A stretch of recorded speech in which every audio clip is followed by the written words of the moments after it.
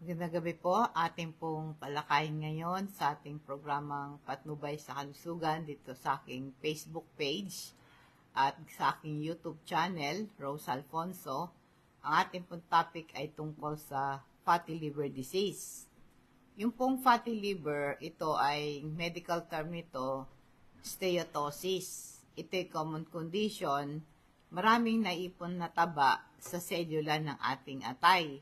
Ito pong fatty liver na to ay walang simptoma pagka bago lang. Pero pagka nagkaroon na ng sobrang naipon na taba sa ating atay, ay ito'y merong maaring magkaroon ng serious complication pag hindi mo ito napigilan. Ang isa dito yung liver fibrosis and cirrhosis. Pagka liver fibrosis and cirrhosis, ito po yung sobrang taba na naipon sa ating atay. Ito po ay nagiging dahilan nito ng kanyang pamamaga at pagkakaroon ng peklat. Nagiging dahilan, tawag dito ay fibrosis. Ang fibrosis, ito pagkay lumala, pwedeng maging cirrhosis. Pag ang healthy liver tissue po natin napalitan ng peklat or scar tissue, ito ay nakakasira sa normal na function ng ating atay. At ito po'y pwedeng mag-cause ng liver failure. Ang severe cirrhosis ay napipigilan niya ang flow ng dugo sa ating atay, napipigil yung ability na masala yung lason at mag-perform ng vital function. Kaya ito po'y merong fatal condition pag hindi na masyado mag-function ng ating atay. Ang liver cancer, ito po especially yung mga merong cirrhosis, ay pwedeng magkaroon ng liver cancer. Kaya meron pong connection ang function ng ating atay sa ating lakas. Atin mo nang talakayin ang kahalaga ng vitamin C Super B complex. Itong dalawang ito ay powerful antioxidant na tumutulong para maiwasan ng pamamaga ng fatty liver para hindi mag-progress. At ang vitamin C po ay nakakatulong sa fatty liver, nakakatulong sa pag-regulate ng blood sugar at mag-manage ng fat storage. Ayon sa kanilang pag-aaral, ang vitamin C protection sa liver damage at ang Super B complex naman, ito'y nakakatulong para hindi lumala ang fatty liver. At ang supplement ng B-complex ay nag-i-improve ng liver function at naiwasan ng pamamaga nito. At ayon sa pag-aaral, ang vitamin B-complex, ito po ay merong epekto sa nabe-benefit ang kalusugan ng ating atay dahil nagko-contribute ito sa energy production, fat metabolism, at na meron tulong para maiwasan ang fatty liver progression. Kaya inumin mo ang vitamin C at Super B complex 30 minutes bago ka magalmusal. Napakahalaga po ng ating atay sa ating energy. Kasi po ang ating atay, ito yung storage o imbakan at control center ng glucose. Ang glucose, itong pinaka-main source of energy ng ating cellular. Ano mang pagkain kinain natin at pinasok natin sa ating bibig, ito po ay magiging end product nito ay glucose. Ang glucose, ito yung source of energy. Pagkakain po natin, ang ating atay, ina-absorb niya ang ating digestive system, binibreakdown yung carbohydrates into glucose, ito'y papasok sa ating daluyan ng dugo at may imbak ito in a form of glycogen. Sa pagitan ng pagkain at hindi tayo kumakain, nag-i-increase yung ating energy demand. So yung liver, ito yung pinaka-reservoir, yung excess glucose, kino-convert niya ito sa glycogen. Ito ang storage form ng sugar. So yung glycogen, ito po yung storage form ng sugar. So, pag panahon hindi tayo kumakain, kaya nagpapatuloy yung ating lakas, yung ating storage form of glucose, itong glycogen na to, ay ito po ay bumabalik ito sa ating daluyan ng dugo. panapanatilihin yung ating blood sugar level na stable, at bigyan ng lakas ang ating selula. Kaya yung glycogen, ito po yung pinaka-fuel bank. Ito po yung available pag-release, pag ang katawan mo nangangailangan ng lakas. Pinapanatili niya to ang blood sugar level natin is stable, nagpo-provide ito ng steady flow of energy sa ating selula. Ang ating atay, ito po yung nagre-regulate ng insulin. Ito yung hormone tumutulong para ma-absorb yung glucose sa ating daluyan ng dugo. So, ang ating liver, merong role sa pang-prevent ng diabetes. So, pagka healthy ang yung liver, controlled ang sugar mo. Paalala po sa ating lecithin, ito yung natural source ng phospholipid na building blocks ng cell membrane. Ayon sa kanilang pag-aaral, ang phospholipid tumutulong sa pagre-repair ng liver cell at naiwasan ang pamamaga nito. At ito, ang lecithin, merong role sa fat metabolism, tumutulong para matunaw ng taba at madali itong magamit ng ating katawan at madali itong ma-absorb. At ang lecithin, tumutulong para ma-reduce ang fat accumulation sa atay, pati sa cholesterol management. Ang lecithin tumutulong sa pagpababa ng cholesterol, nagko-contribute po ang taas ng cholesterol sa fatty liver disease. Kaya ang liver ay merong role sa pagre-regulate ng insulin. Ito yung key hormone, involved ito sa glucose metabolism.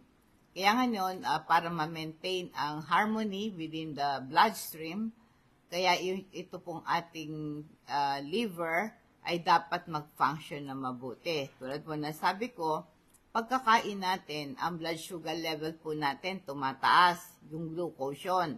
Pinaka-main fuel ng ating selula. Papasok ito sa bloodstream mula sa digestive carbohydrates.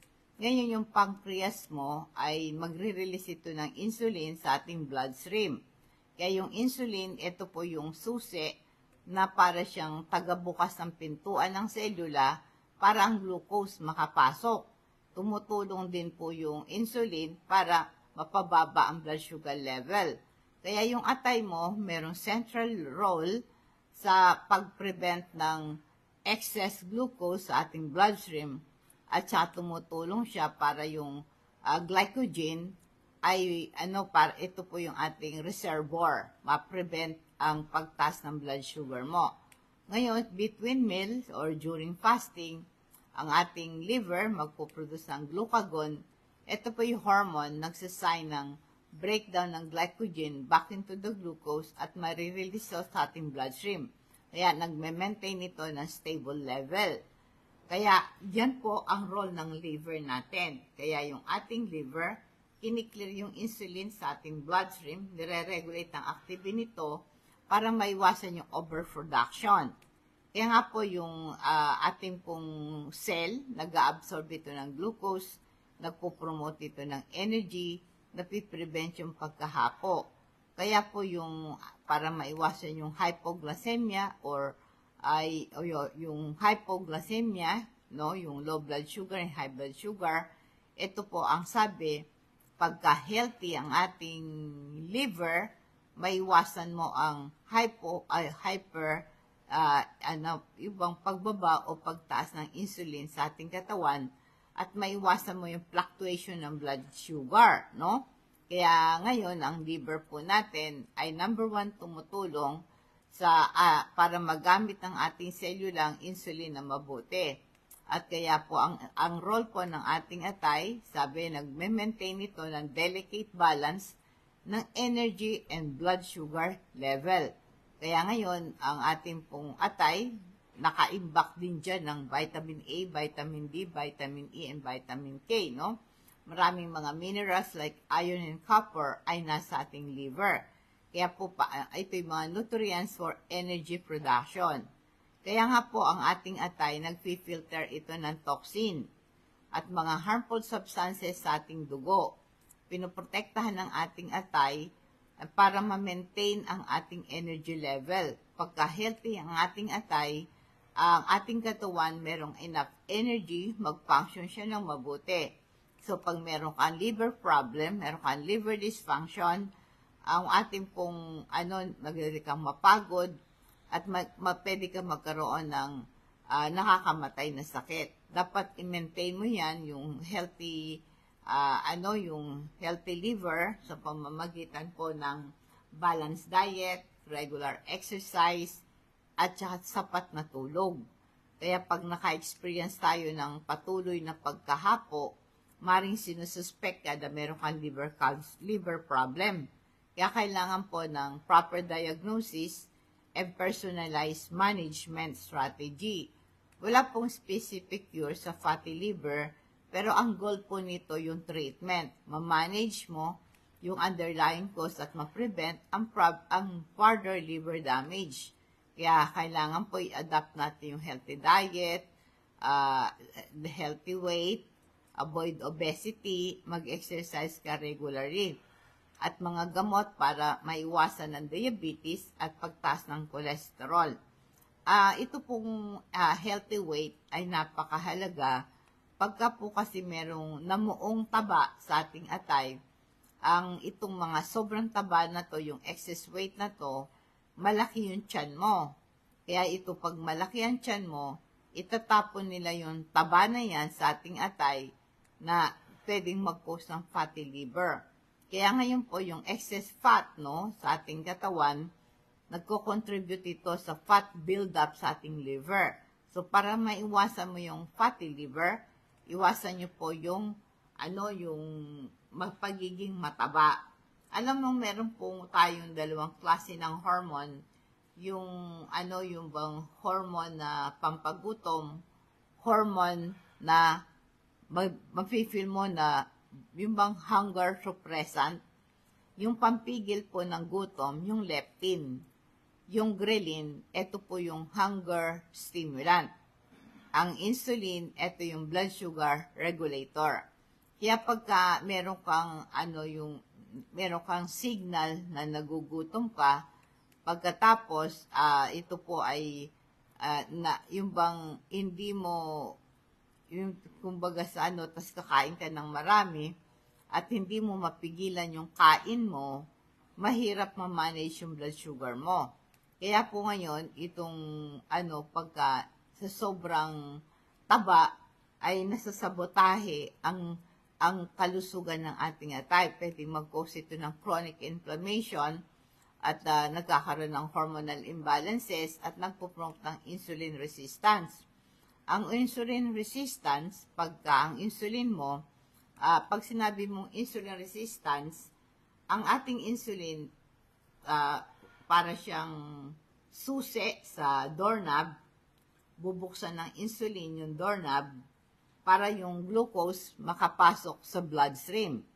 Pero pagka meron kang insulin resistance, itong insulin, nagtatawag siya na i-absorb yung glucose, pero hindi nakikinig.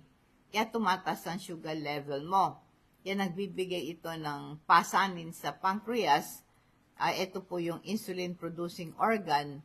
At ito po yung magtatrabaho siya ng sobra. Pag ang ating pancreas nag-struggle na ma-stabilize yung sugar level mo, nagko-contribute po ito sa type 2 diabetes. Kaya pagka meron kang sobrang taba dahil sa mga unprocessed food o mga pagkain na merong saturated fat, mga refined carbohydrates, mabilis itong mag-build up ng taba at lumalala yung pagkapal ng taba sa ating atay. Kaya kailangan ang magkaroon ka ng healthy diet, prutas at gulay, at saka meron kang exercise regularly. Ang exercise tumutulong sa pag-burn ng calories, nagpo-promote ng fat metabolism. Yan po, nabe-benefit ang ating atay pag nag-exercise ka regularly. At saka po yung exercise na yan, napiprevent yung fatty liver, no? Kaya pag nag-exercise ka, nare-reduce yung fat buildup. At nabe-burn yung calories, nagpo-promote ng fat metabolism, nape-prevent yung excess fat, nagko-contribute sa weight loss, nag-improve ang insulin sensitivity mo. Ang regular exercise, nagre-response na mabuti ang ating selula sa insulin. Inaalaw po ng exercise na ang glucose mula sa bloodstream ay makapasok sa ating selula. Kaya pag ito nangyayari, ang exercise meron siyang anti-inflammatory property at ito pong exercise, it boosts your energy at pag nag-exercise ka, nagre-release ka ng endorphin. Itong endorphin na to, ito po yung mga pain reliever. It improve your mood and energy level at pagka kayo po ay nag-exercise, gumiginhawa ang pakiramdam mo. Mag-take ka rin ng omega-3 fatty acid, meron siyang anti-inflammatory properties, kaya nakakatulong maiwasan mo ang pamamaga ng ating atay. Para ma-improve mo yung liver function mo, maprotektahan siya sa further liver damage, mag-take po kayo ng omega-3. No? Nakakatulong ito para ma-regulate din ang blood sugar level mo. At saka nakakatulong din po ito sa fat metabolism, yung omega-3. Nare-reduce yung pag-accumulate ng taba sa ating atay. At saka po, nababawasan ng mga taba na namuo at sa ating atay na improve ang kanyang kalusugan.